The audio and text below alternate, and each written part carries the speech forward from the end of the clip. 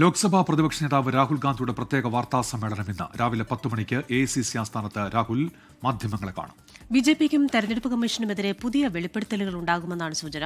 Hydrogen bomb പക്കലുണ്ടെന്നും അതുടനെ പൊട്ടിക്കുമെന്നും Rahul Gandhi നേരത്തെ മുന്നറിയിപ്പ് നൽകിയിരുന്നു. ഡൽഹിയിൽ നിന്ന് വിനീത വിജിയാണ് ചേരുന്നത്.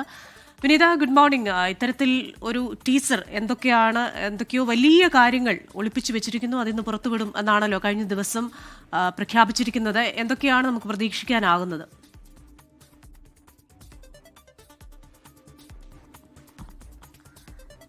Very good morning Christina and Unmesh.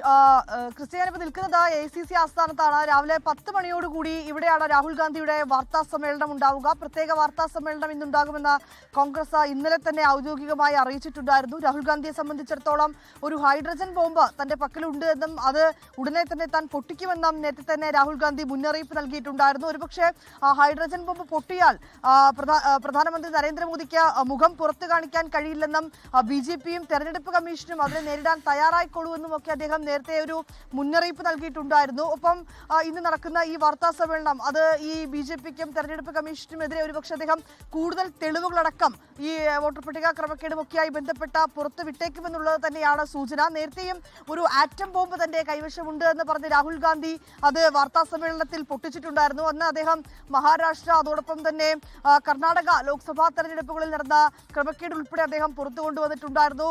ഈ മഹാദേവപുരം മണ്ഡലത്തിൽ 6.5 ലക്ഷം വോട്ടർമാരുണ്ട്. അതിൽ ഏതാണ്ട് 1 ലക്ഷത്തിലധികം കള്ള വോട്ടുകളാണെന്ന് ഉൾപ്പെടെയുള്ള കാര്യങ്ങൾ അദ്ദേഹം തെളിവ് സഹിതം പുറത്തു കൊണ്ടുവന്നിരുന്നു. അതിന് പിന്നാലെ അദ്ദേഹം വോട്ടറധികാർ യാത്ര നടത്തി. ആ വോട്ടറധികാർ യാത്രയുടെ ഏതായാലും രാജ്യം ഉറ്റുനോക്കുന്ന എന്താണ് രാഹുൽ ഗാന്ധി പറയാൻ പോകുന്ന വാർത്താ സമ്മേളനത്തിൽ എന്നതിലാണ്.